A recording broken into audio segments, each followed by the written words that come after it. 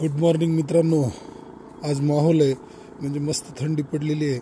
आज जवळपास 8 degree temperature दिसतंय. सकाळी मी माझ्या डिव्हाइसवर चेक केलं फाईलवर, त्यावेळेस मला दिसलं की 8 डिग्री टेम्परेचर. आणि आता अशी सिच्युएशन आहे, या ठिकाणी जर आपण वेली हलवल्या तर इथं चांगलं पाणी पडतंय खाली.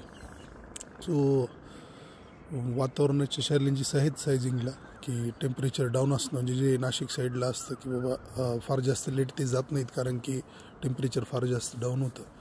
तर लेट विभागामध्ये आपल्याला ॲडव्हान्टेज हे असतं की आपल्या साईडला थोडीशी थंडी कमी असते आणि सूर्यप्रकाश जास्त मिळतो. आपल्याकडे डिग्री डेज थोडेसे जास्त असतात आणि टेम्परेचर थोडंसं हायर साईडला असतं. तर त्याच्यामुळं आपलं प्रकाश संश्लेषण प्रक्रिया व्यवस्थित होऊन त्याच्यामध्ये आपल्याला चांगल्या प्रकारे प्लॅन्ट्स अन्ननिर्मिती करता आणि त्या ठिकाणी आपल्याला व्यवस्थितरित्या सायझिंग मिळते, फार जास्त अडचण येत नाही. पण जर थंडी असेल समजा तर या ठिकाणी अडचण येते. आता मित्रांनो, हे आम्ही थिनिंगचं काम दिलेलं आहे.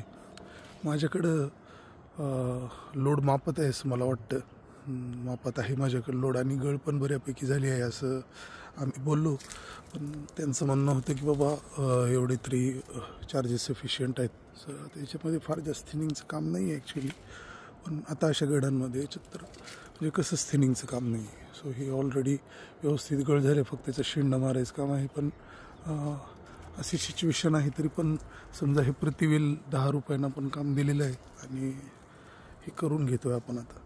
सो बऱ्याच मित्रांचं मला म्हणणं असतं की बाबा तुम्ही एक्सपोर्टसाठी काम करता का. एक्सपोर्टसाठी आणि डोमेस्टिक मार्केटसाठी काम करते वेळेस एक मोठी फरक मला एक दिसतो.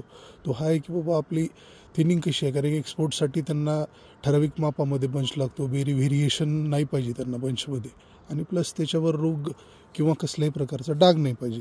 हे एवढे रिक्वायरमेंट्स. आणि प्लस एक सगळ्यात महत्त्वाची रिक्वायरमेंट त्यांची असते ती म्हणजे बंच साईजची. समजा पनेट पॅकिंग करणारी कंपनी असेल तर त्याला एवढ्या साईजचा बंच समजा सफिशियंट होतो. याच्यामधले की थोडे बहुत मनी निघाले तर एवढ्या साईजचं सफिशियंट होतो त्यांना. आणि याच्यामध्ये एकसारखी साईज आणि शुगर एकसारखी पाहिजे असते, एवढेच त्यांची रिक्वायरमेंट असते. सो एक्सपोर्टसाठी काम करणं फार काही वेगळं जादूच काम करणं असा प्रकार नाही. फक्त एवढं आहे की तुम्हाला तिथं एकसारखेपणा मॅक्सिमम ठेवण्याचा प्रयत्न करावा लागतो.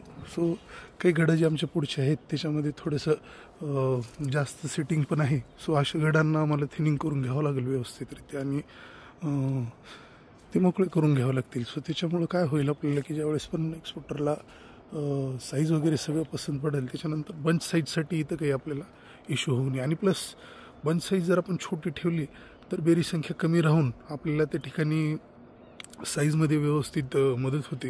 त्या ठिकाणी आपल्याला व्यवस्थितरित्या शुगरला व्यवस्थित मदत होते, आणि प्लॅन्ट्स पण फार म्हणजे स्ट्रेसमध्ये जात नाहीत किंवा फार जास्त त्यांना लोड होत नाही. सो आमची काम करण्याची अशी पद्धत आहे. आता बघा मित्रांनो, इथं बंच लोड जास्त आहे. सो आता हे आफ्टर थिनिंग आम्ही इथं ॲव्हरेज बेरी काउंट करून घेऊ. आता अशा प्रकारच्या घडामध्ये गरजेचं आहे थिनिंग करणं. सो बंच काउंट आम्ही करून घेऊ आफ्टर थिनिंग, आणि त्याच्यामध्ये ॲग्रोनॉमिस्ट करून जे सजेशन येईल मला त्या पद्धतीनं आम्ही इथं बंच काउंट फायनल करून टाकू. सो ही सिच्युएशन आहे. आता याच्यामध्ये जे प्लॅन्ट्स थोडेसे पुढचे होते त्यांचे थंडी वाजते मित्रांनो. सो अशा प्रकारे पण कणसं पण झालेले आहेत, आपल्याकडे काही कणसं पण आहेत. सो हे याला थिनिंग करून व्यवस्थित शेपमध्ये आणून एकसारखेपणा आणण्याचा आपण आता प्रयत्न करूया त्याच्यामध्ये.